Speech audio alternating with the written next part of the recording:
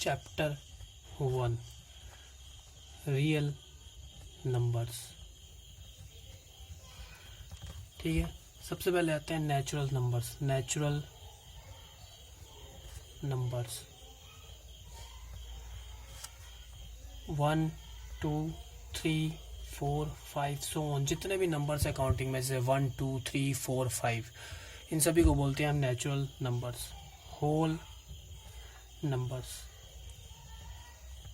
जैसे 0 1 2 3 4 5 so on, whole numbers यानी 0 1 2 3 5।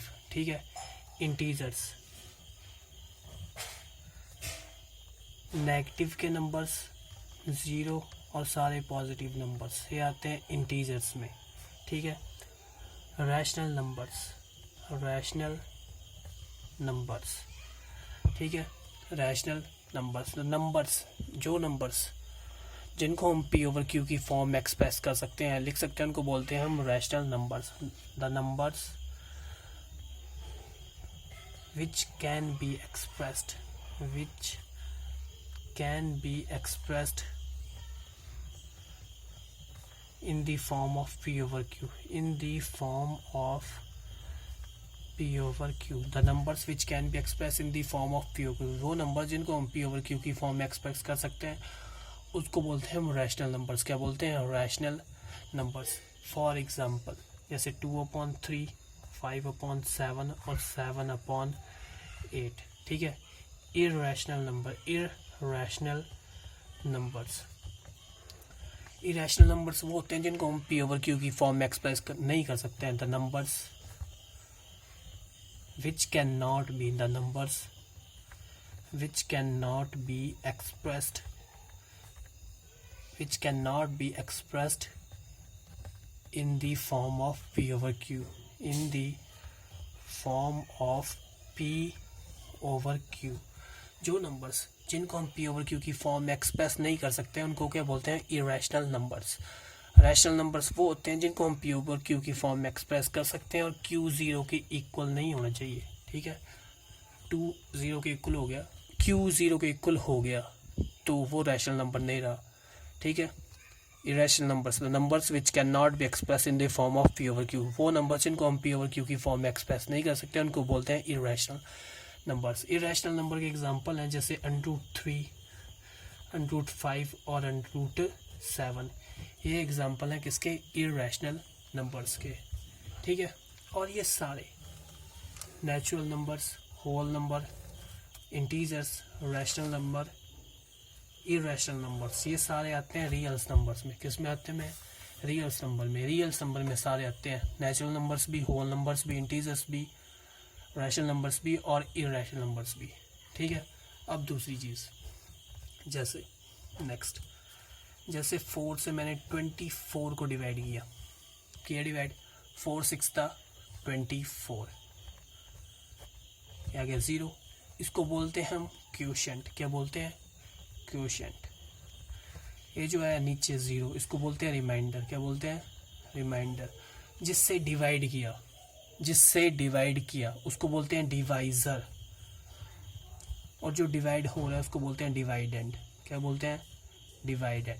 Basically formula ये होता है कि dividend is equals to divisor multiply quotient plus remainder. तो 24 आ गया डिवाइडेंड, डिवाइजर कितना है? 4, क्वोशिएंट कितना है? 6। तो 24 इज इक्वल्स टू 24 आ गया ये। ठीक है, आया यही। ठीक है, तो ये चीज़ पता होनी चाहिए 1.1, इसी पे बेस पे सारी। Dividend is equal to divisor multiply quotient plus remainder. आगे इक्वल डिवीजन एल्गोरिथम आएगी, वो भी इसी चीज़ पे बेस होगी। ठीक है, वैसे तो ये बिल्कुल बेसिक है। ठीक है, अब दूसरी चीज़, ठीक है, HCF। एक्सरसाइज 1.1 में पढ़ेंगे हम HCF। HCF होता है हाईएस्ट कॉमन फैक्टर। ठीक है, हाईएस्ट कॉमन फैक्टर क्या होता है? HCF, highest common factor. तो अब यहाँ पे एक टर्म आई फैक्टर। फैक्टर क्या होता है? जब हम जब हम, जैसे मैंने 2 से 8 को डिवाइड किया, 2 4 द 8, रिमाइंडर 0 आ गया। जब 2 से मैंने 8 को डिवाइड किया तो क्या है, 2 4 द 8, रिमाइंडर आ गया 0। इसका मतलब है 2 इज़ ए फैक्टर ऑफ 8। इसका मतलब है 2 इज़ ए फैक्टर ऑफ 8। 2 किसका फैक्टर है, 8 का फैक्टर है। कब आया फैक्टर ये, जब 2 से 8 को डिवाइड किया और रिमाइंडर क्या आया, 0। ठीक है। HCF को हम ग्रेटेस्ट कॉमन डिवाइज़र भी बोलते हैं। क्या बोलते हैं, HCF को ग्रेटेस्ट कॉमन डिवाइज़र। ठीक है। हाईएस्ट कॉमन फैक्टर या ग्रेटेस्ट कॉमन डिवाइज़र का मतलब है जो सबसे बड़ा फैक्टर होगा। जैसे 2 नंबर्स लिए हैं, जैसे फॉर एग्जांपल मैंने 2 नंबर्स लिए, एक लिया 8 और एक लिया 12। अब इन दोनों का सबसे बड़ा फैक्टर, ग्रेटेस्ट फैक्टर निकालना है। जैसे 1 2 3 4 5 6 7 8। ठीक है, 8 तक की लिखेंगे क्योंकि 8 से बड़ी कोई भी टर्म है। इन दोनों का HCF निकालना है, दोनों का common factor, highest common factor. तो 2 1 से ये भी हो जाता है, ये भी हो जाता है, पर सबसे बड़ा नहीं है। 2 से ये भी हो जाता है, ये भी हो जाता है, पर बड़ा नहीं है। 3 से ये भी हो जाता है, ये भी हो जाता है, पर बड़ा नहीं है।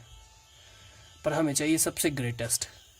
तो 4 2 द 8, 4 3 द 12। तो क्या आया, 4 आया। क्या है इनका सबसे बड़ा हाईएस्ट कॉमन फैक्टर है, क्या आया, 4। क्या आया, 4। ठीक है। हाईएस्ट कॉमन फैक्टर निकालना है। जैसे 2 से 8 भी हो जाता है डिवाइड, 2 से 12 भी, पर हमें क्या निकालना है, हाईएस्ट। तो हाईएस्ट क्या है, 4 है। ठीक है।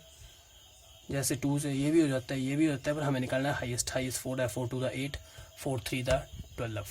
ठीक है। अब इतनी चीज़ आ गई। अब real life use of HCF। Real life use of HCF। Real life use of HCF। ठीक है। एक मकान मालिक है, क्या है,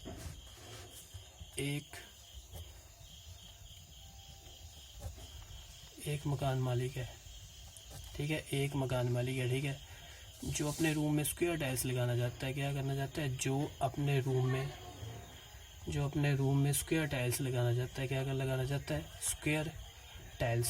स्क्वायर टाइल्स का मतलब स्क्वायर हो जिसकी स्क्वायर की चारों साइड्स की लेंथ इक्वल हो। ठीक है। एक मकान है जो अपने रूम में क्या लगाना चाहता है, मैं स्क्वायर टाइल्स लगाना चाहता है। उसकी 2 कंडीशंस है। कंडीशन नंबर 1, टाइल का साइज मैक्सिमम हो। टाइल का साइज मैक्सिमम हो, टाइल्स का साइज क्या हो, मैक्सिमम। और दूसरी कंडीशन, कमरे में कोई भी टूटी हुई टाइल नहीं लगानी।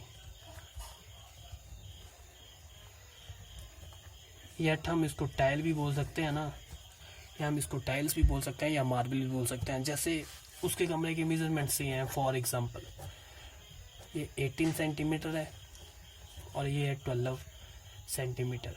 ठीक है। तो हमें कैसे पता लगेगा कि कौन सी स्क्वायर टाइल्स हो, जिनका साइज़ मैक्सिमम हो। क्या हो, जिनका साइज़ भी मैक्सिमम हो ना, और कमरे में कोई भी टूटी हुई, उसकी 2 कंडीशंस है। एक तो टाइल्स का साइज़ मैक्सिमम होना चाहिए और कमरे में कोई भी टूटी हुई टाइल नहीं होनी चाहिए। ठीक है। तो कैसे पता लगेगा, HCF निकालेंगे दोनों का, 18 और 12 का। जैसे मैंने लिख दिया 1 2 3 4 5 6 7 8 9 10 11 12 तक के लिखेंगे, क्योंकि 12 से किसी भी बड़ी टर्म से 18 हो सकता है डिवाइड हो जाए, पर 12 नहीं होगा। हमें चाहिए हाईएस्ट कॉमन फैक्टर, मतलब इन दोनों का सबसे बड़ा कॉमन फैक्टर। तो पीछे शुरू करते हैं।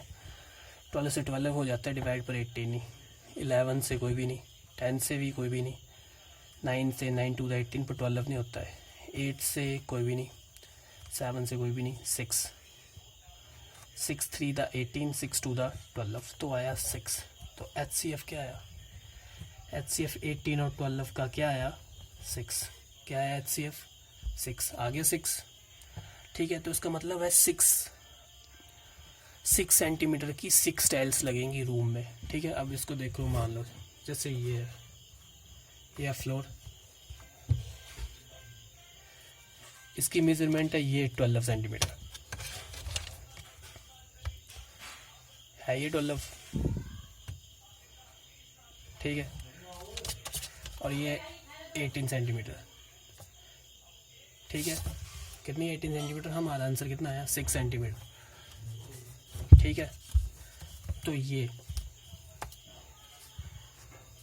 है 6 सेंटीमीटर्स की टाइल्स, स्क्वायर टाइल्स 6, और यहाँ पे ये भी 6।